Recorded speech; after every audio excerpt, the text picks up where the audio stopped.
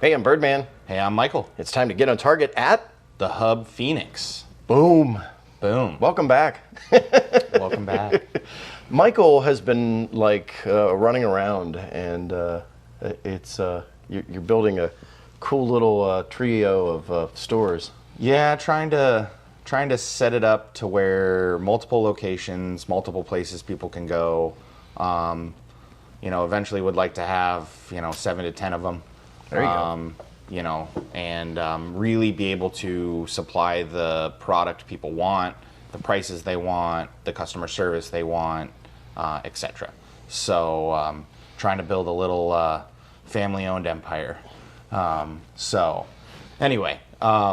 today we are looking at some 1911s. And these are not by any means cheap 1911s. Nope. These are some of the top 1911 makers in the world, in my opinion. Of course, there are other ones that are amazing, that I'm leaving out. These are the brands that we sell, that we really support, that we believe in, and we've sold for a long time. So starting off over here on the far left to you, I believe, right to me, is the Cabot 1911, and this is actually the Icon. So this is one of their kind of tribute guns, designed with kind of like a purpose of, being iconic to the 1911. So you really just look at it and you go, oh, that's a 1911.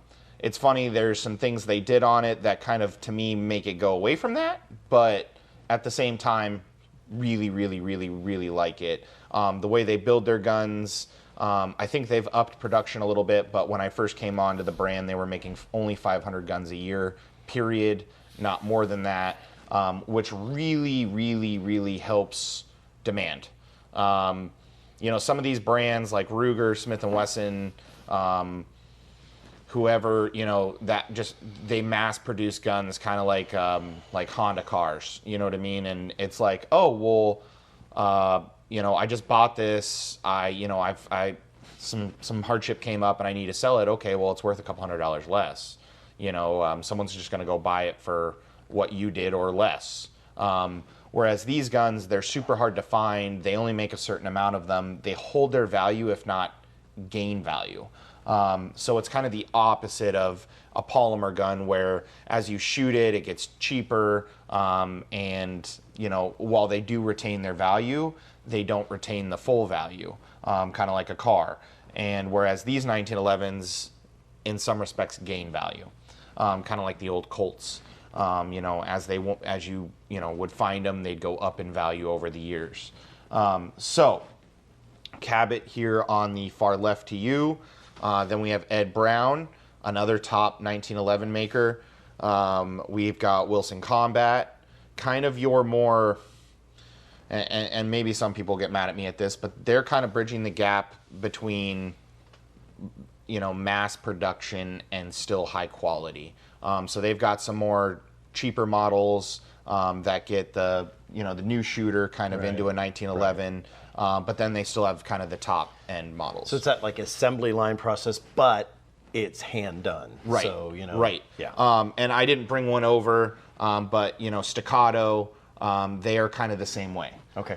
So it's an assembly line, but at the end it's a hand fit, put together, pistol that really works well.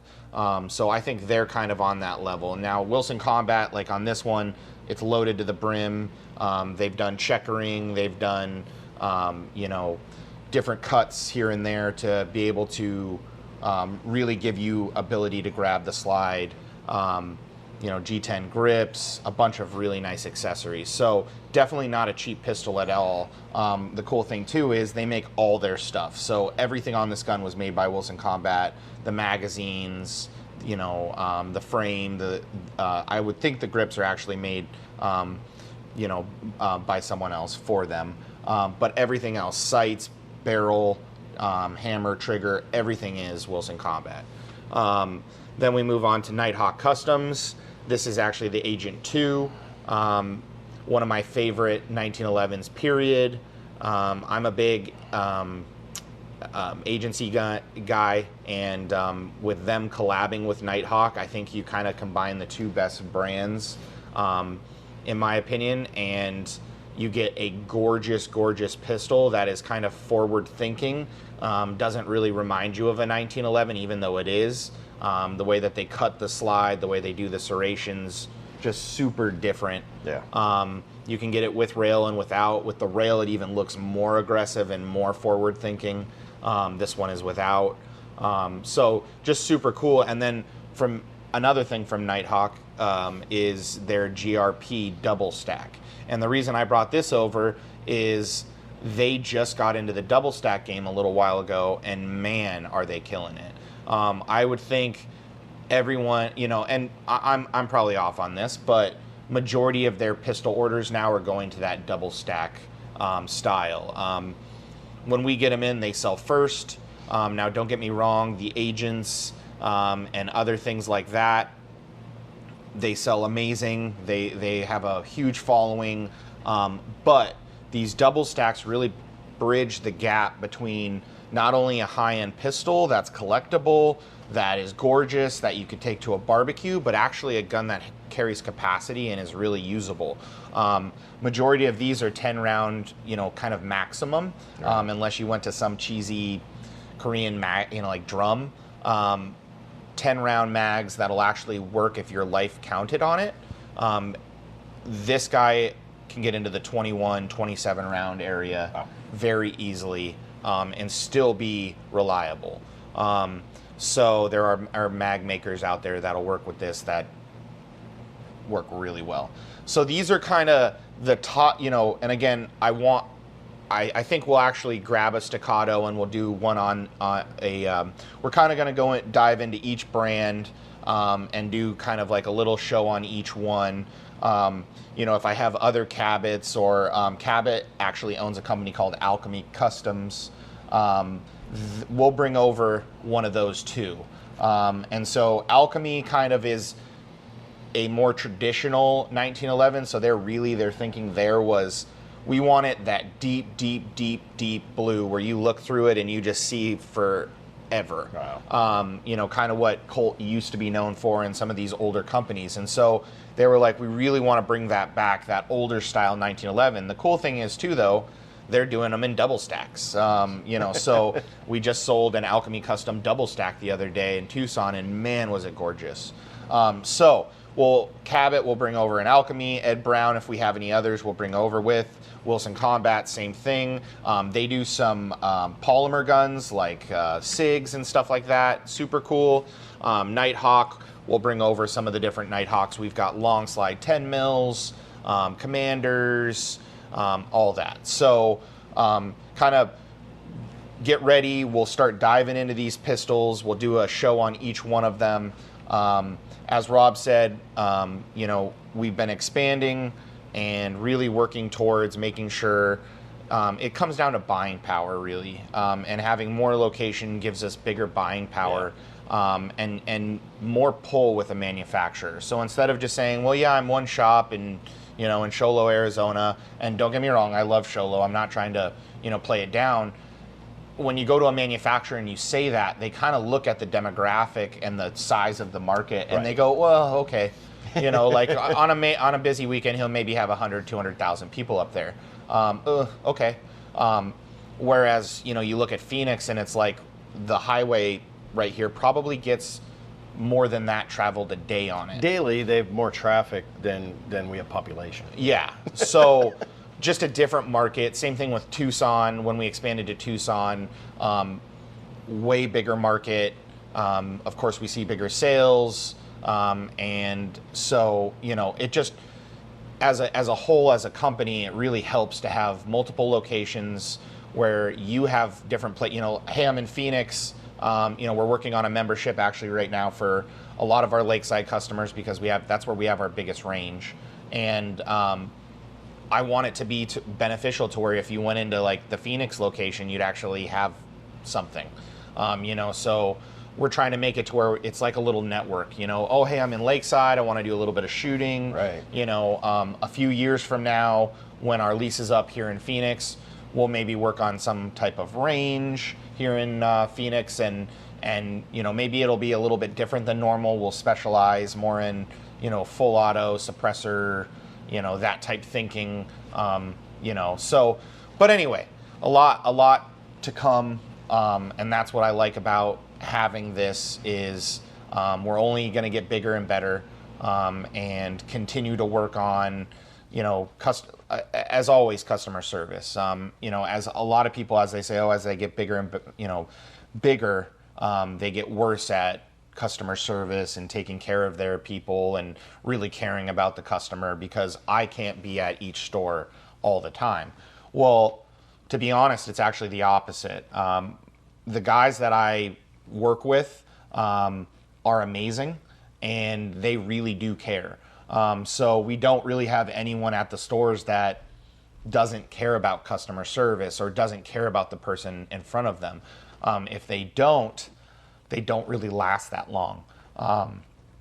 We just get, people complain, or you can really see it really quickly. Hey, you're not jiving. This isn't working. Phoenix, I was just shocked when I first came up here and started looking at the location. The guys are amazing. Customer service is their first thought always.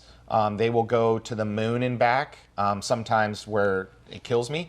I'm like, well, why would you say we do? Well, because, I really want to take care of the guy. And that's what's really cool about here. So they were kind of lacking on the inventory and some of the protocols and stuff that they were having to deal with.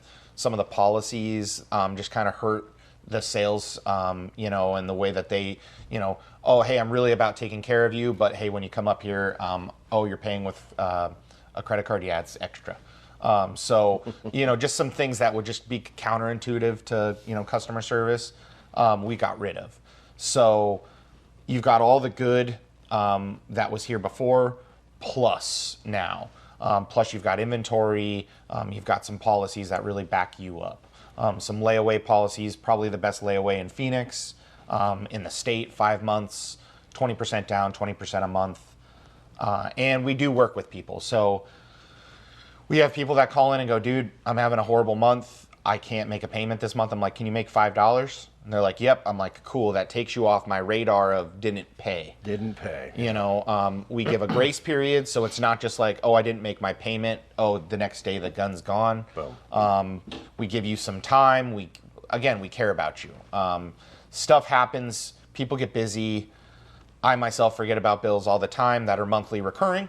So we understand. So anyway, a lot going on. Rob actually came down from the mountain to Phoenix to film this with me, so I was super grateful for that. We didn't build a whole new set to make No. it look like Phoenix. Yeah. No. And we're dealing with another shop. So let me ask you a couple questions about go ahead, this. Please. So I come down here first time, and you've got it's actually two stores. Correct. So we're over in the other store that has been closed down for a while. So the goal here is, from what I understand, is you're going to pop a hole in the wall. And probably two holes, actually. Oh, okay. Probably one in the front and one in the back, depending on the way.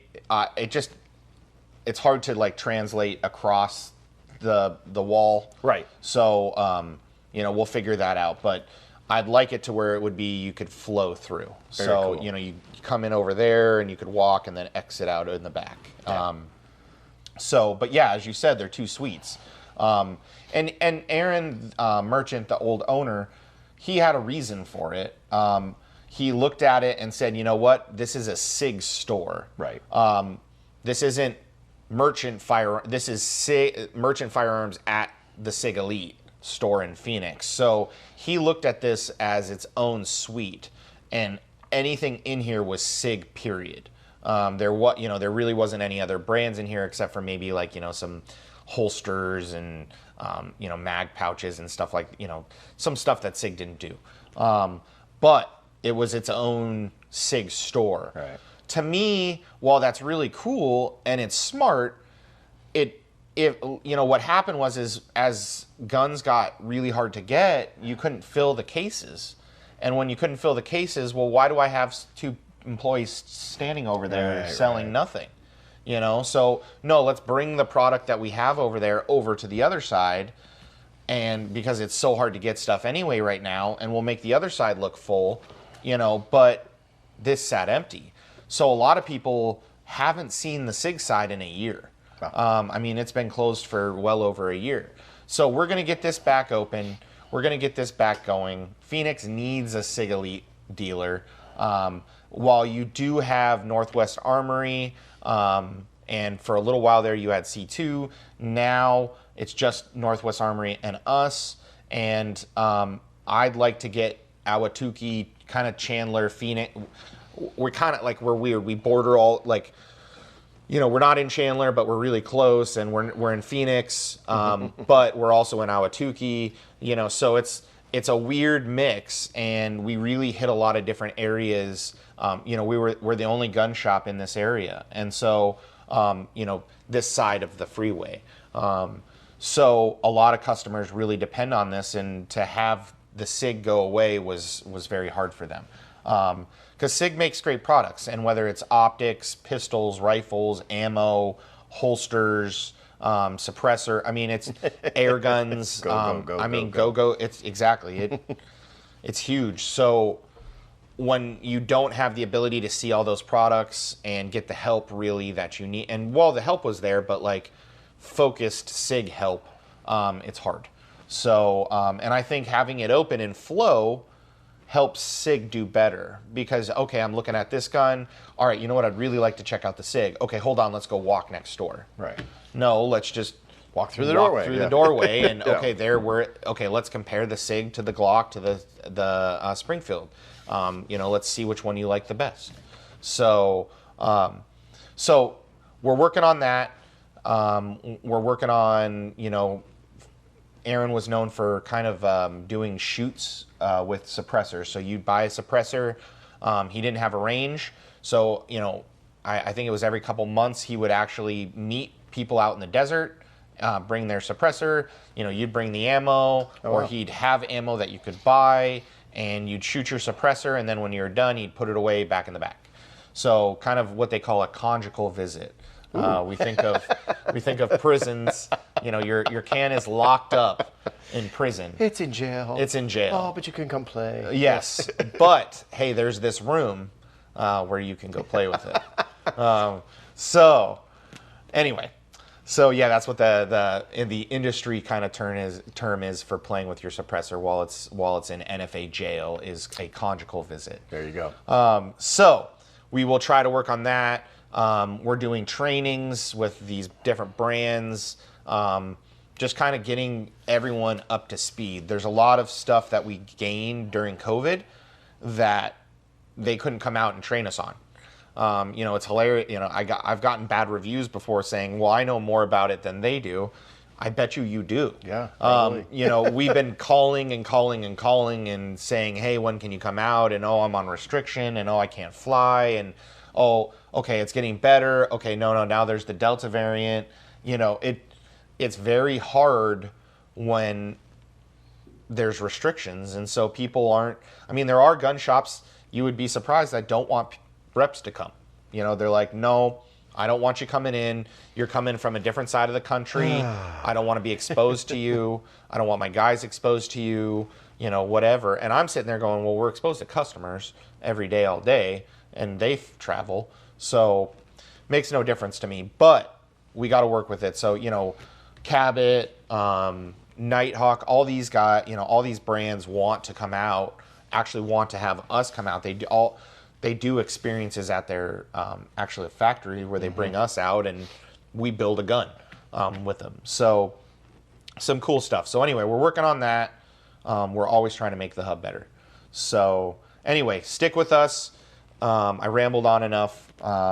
As I said, we're going to kind of dive into each brand, what they do, what they don't do, pros and cons. And if we can, we'll actually shoot some of these different guns, and we'll incorporate that in maybe into future video of, Wilson I have a Wilson Combat we can shoot in Tucson. It's just kind of finding the guns in the different shops. So anyway, I'm Michael. I'm Birdman. We'll see you next time.